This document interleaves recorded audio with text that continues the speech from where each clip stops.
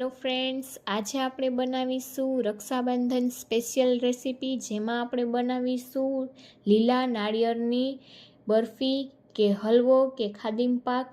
જેના માટે આપણે 2 નાળિયેરના આ રીતે તેની છાલ સહિત જ તેને આપણે છોતલા ઉતારી અને એકદમ સરસ ઝીણું ખમણી લીધેલું છે. હવે આપણે તેને માપી લેશું. તમે તેને મિક્સરમાં પણ પીસી શકો છો.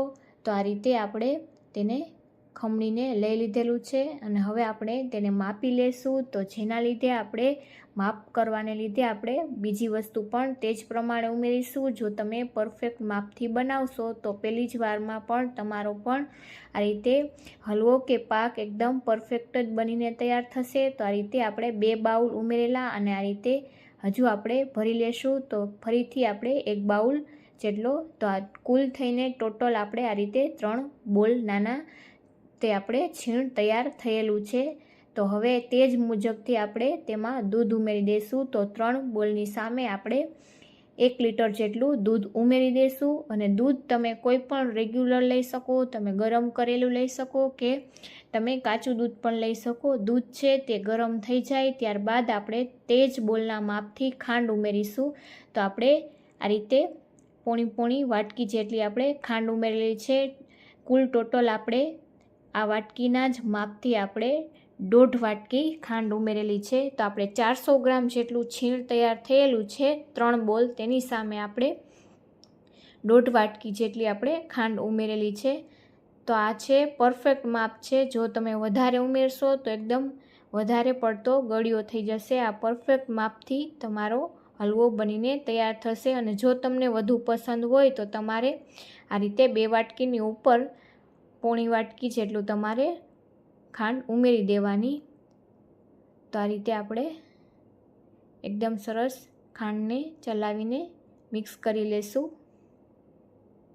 તો એકદમ સરસ તમે જોઈ શકશો કે દૂધનો કલર પણ ચેન્જ થઈ જશે અને દૂધ છે તે પાતળું થઈ જશે. ત્યાં સુધી આપણે એકદમ સારી રીતે ખાંડને ઓગાળી લેવાની છે. ખાંડ ઓગળી જાય ત્યારબાદ આપણે તૈયાર કરેલું છીણ છે તે ઉમેરી દઈશું. તો આ રીતે આપણે બધું જ છીણ ઉમેરી દઈશું અને આપણે સતત તેને મિક્સ કરી અને ચલાવવાનું છે.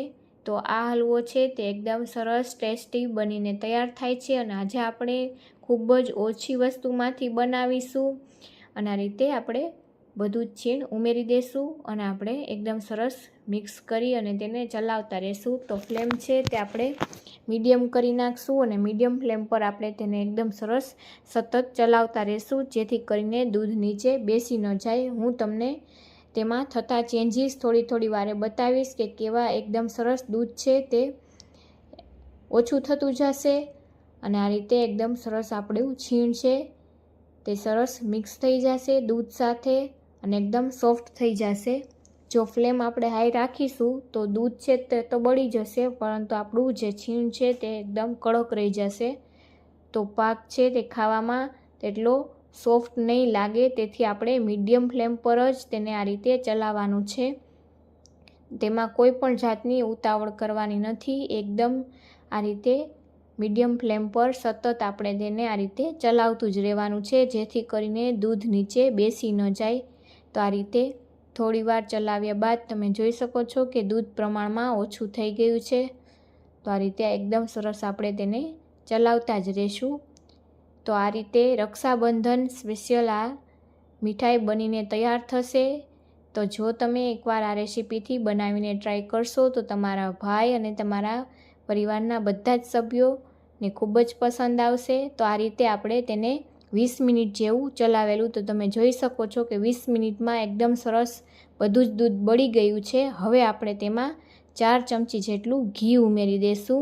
તો આ રીતે થોડું આ રીતનું દૂધ હોય ત્યારે જ આપણે તેમાં ઘી ઉમેરી દેવાનું. તો ઘી ઉમેરવાના લીધે એકદમ સરસ આપણો હલવો છે તે એકદમ સરસ શાઇનિંગ બનીને તૈયાર થશે.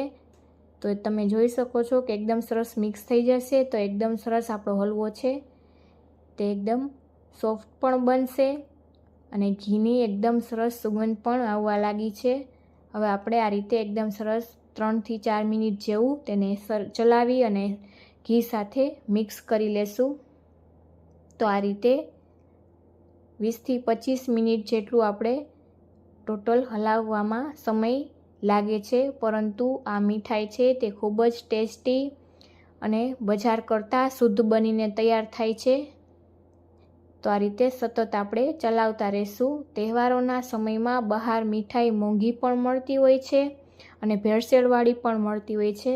તો તેના બદલે આ રીતે તમે ઘરે જ ઝટપટથી અને ઓછી વસ્તુઓમાંથી આ રીતે તમે મીઠાઈ બનાવીને ટ્રાય કરી શકો છો। તો તમે જોઈ શકો છો કે એકદમ સરસ આપણો હલવો તૈયાર થઈ ગયો છે। વધારે આપણે તેને ડ્રાય નથી કરવાનો, આટલો જ આપણે તેને થવા દેવાનો છે। હવે આપણે જે પ્લેટમાં સેટ કરવાનો છે હલવો, તેમાં આપણે આ રીતે ઘીથી ગ્રીસ કરી લેશું થાળીને।